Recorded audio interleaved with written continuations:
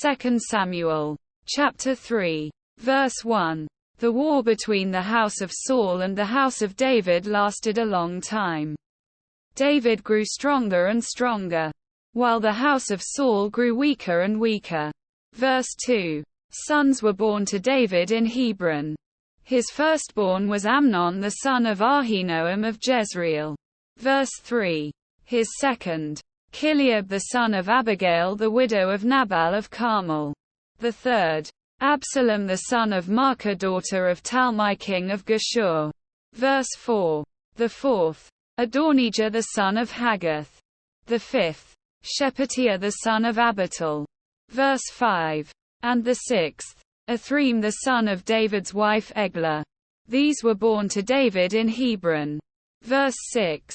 During the war between the house of Saul and the house of David, Abner had been strengthening his own position in the house of Saul.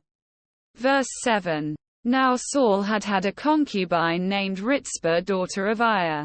And Ishbosheth said to Abner, "Why did you sleep with my father's concubine?" Quote. Verse 8.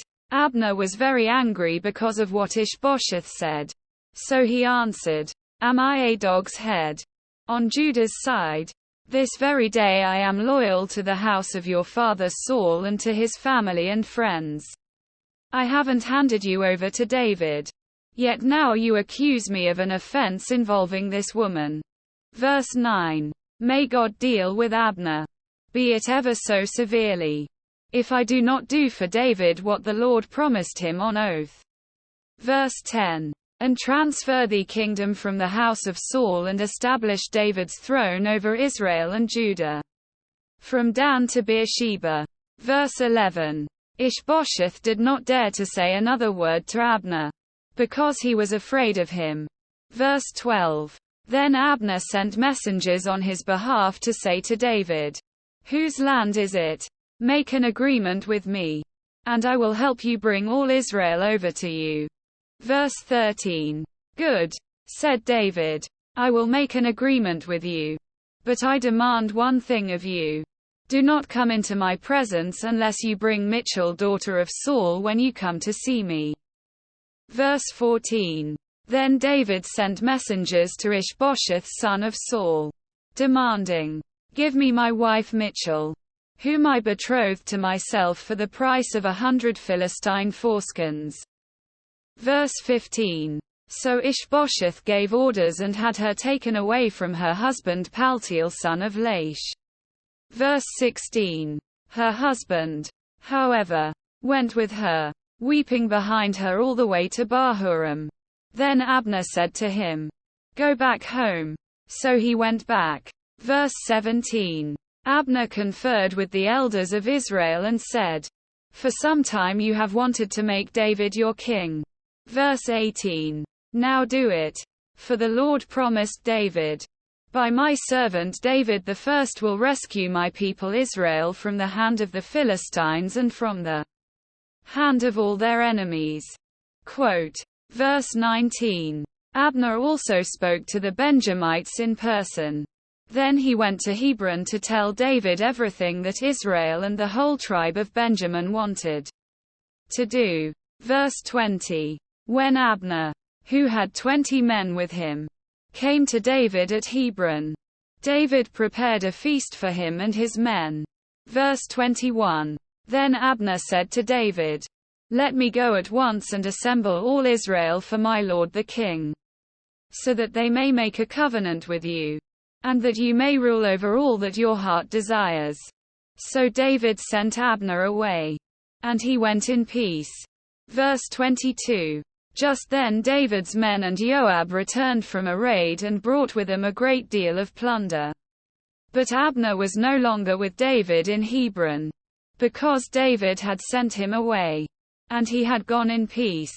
Verse 23. When Joab and all the soldiers with him arrived, he was told that Abner son of Enah had come to the king and that the king had sent him away and that he had gone in peace.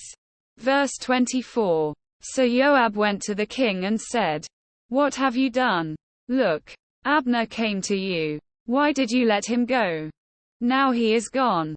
Verse 25. You know Abner son of Enner. He came to deceive you and observe your movements and find out everything you are doing. Verse 26. Joab then left David and sent messengers after Abner. And they brought him back from the cistern at Serah. But David did not know it.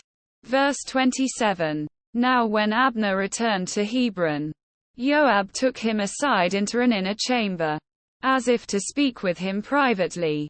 And there, to revenge the blood of his brother Asahel, Joab stabbed him in the stomach. And he died.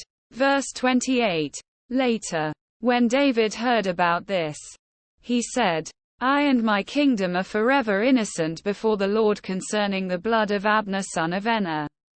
Verse 29. May his blood fall on the head of Joab and on his whole family. May Joab's family never be without someone who has a running sore or leprosy, or who leans on a crutch, or who falls by the sword, or who lacks food. Verse 30. Joab and his brother Abishai murdered Abner because he had killed their brother Asahel in the battle at Gibeon. Verse 31. Then David said to Joab and all the people with him, Tear your clothes and put on sackcloth and walk in mourning in front of Abner. King David himself walked behind the bier. Verse 32. They buried Abner in Hebron. And the king wept aloud at Abner's tomb. All the people wept also. Verse 33. The king sang this lament for Abner. Should Abner have died as the lawless die? Verse 34. Your hands were not bound. Your feet were not fettered. You fell as one falls before the wicked. And all the people wept over him again. Verse 35. Then they all came and urged David to eat something while it was still day. But David took an oath, saying, May God deal with me, be it ever so severely, if I taste bread or anything else before the sun sets. Quote. Verse 36. All the people took note and were pleased. Indeed, everything the king did pleased them. Verse 37. So on that day all the people there and all Israel knew that the king had no part in the murder of Abner son of Enner. Verse 38. Then the king said to his men, Do you not realize that a commander and a great man has fallen in Israel this day? Verse 39. And today, though I am the anointed king, I am weak, and these sons of Zeruiah are too strong for me. May the Lord repay the evildoer according to his evil deeds. Quote.